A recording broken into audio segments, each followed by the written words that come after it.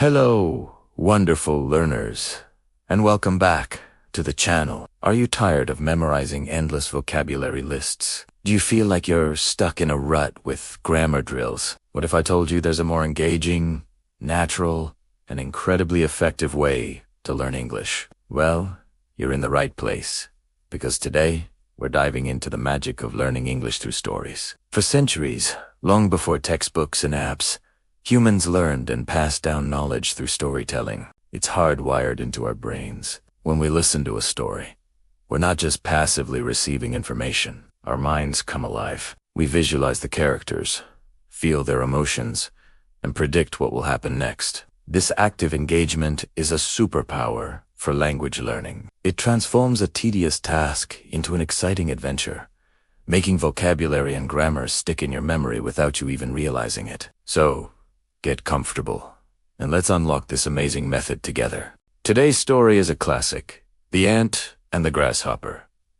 It's simple, timeless, and packed with useful language. I'll tell the story first, and I want you to just listen. Don't worry if you don't understand every single word. The goal is to get the general idea, the gist of the story. Focus on the flow, the characters, and the overall message. Ready? Let's begin. Once upon a time, in a sun-drenched meadow, lived a cheerful grasshopper and a hard-working ant. All summer long, the grasshopper did nothing but sing and dance. He would hop from one blade of grass to another, playing his fiddle without a care in the world. Why work on such a lovely day? He would chirp to anyone who would listen. Meanwhile, the ant was busy. From sunrise to sunset, she scurried back and forth, collecting grains of wheat and corn. She carried them, one by one, back to her cozy nest deep underground. The grasshopper often laughed at her. "Dear ant," he'd say, "come and dance with me. Forget about work. There is plenty of food right now."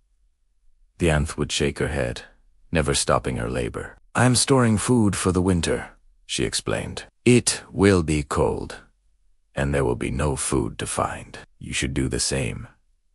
But the grasshopper just laughed. "Winter is so far away. We have plenty of time," he replied, and went back to his song. The warm, sunny days of summer faded into the cool, crisp days of autumn. And then winter arrived.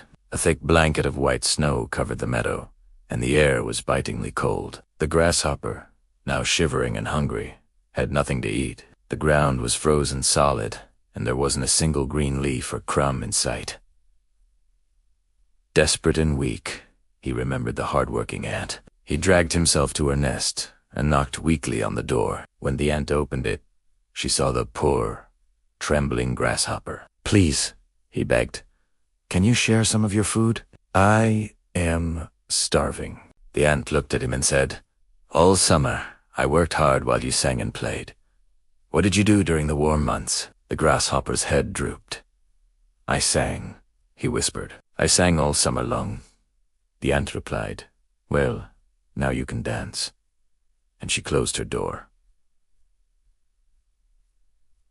All right, how was that? Did you get the main idea? You probably understood that the grasshopper was lazy and the ant was a hard worker. And when winter came, the ant was prepared, but the grasshopper was not. That's perfect. That's the first step, understanding the gist.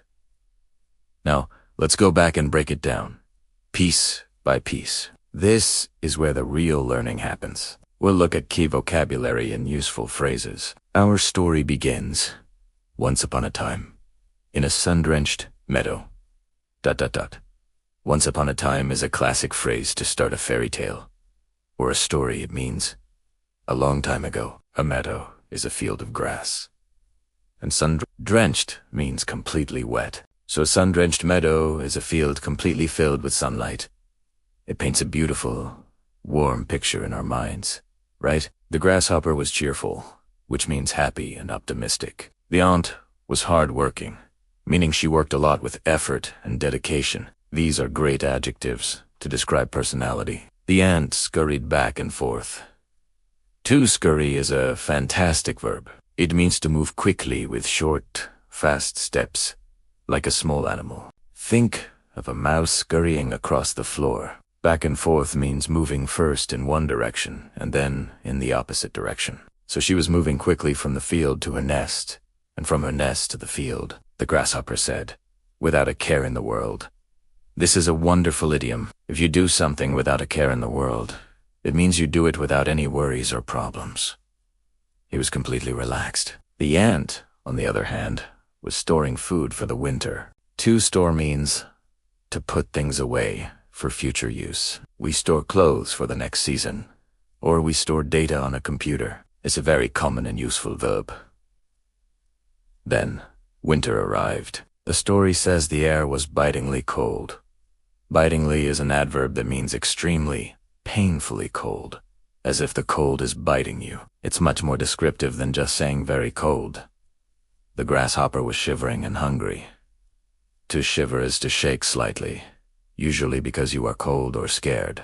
When he went to the ant's nest, he was desperate and weak. Desperate means feeling a sense of hopelessness, being in a very bad situation where you are willing to do anything to change it.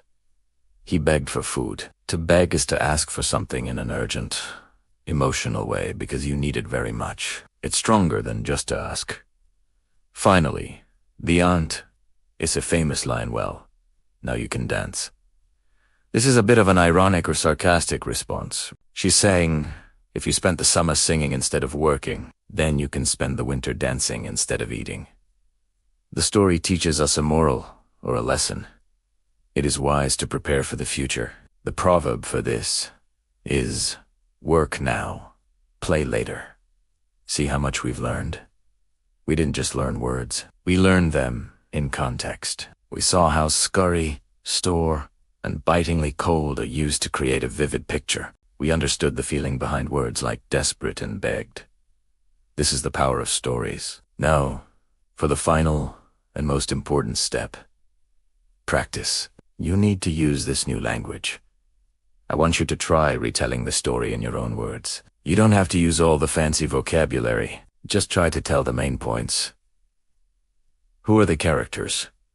What did they do in the summer? What happened in the winter?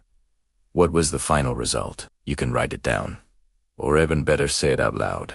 Record yourself on your phone and listen back. It might feel strange at first, but it's one of the best ways to improve your fluency and confidence.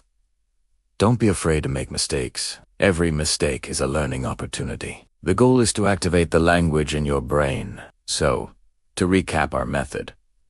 First, listen to the story for the general meaning. Second, break it down to analyze key vocabulary and phrases in context. Third, and most importantly, retell the story yourself to practice and make the language your own. Learning English doesn't have to be a chore. By using stories, you can make it an enjoyable and deeply effective journey. You connect with the language on an emotional level, which makes it so much more memorable. Thank you so much for joining me today. I hope you found this method helpful and that you feel inspired to start using stories in your own English learning. If you enjoyed this video, please give it a thumbs up.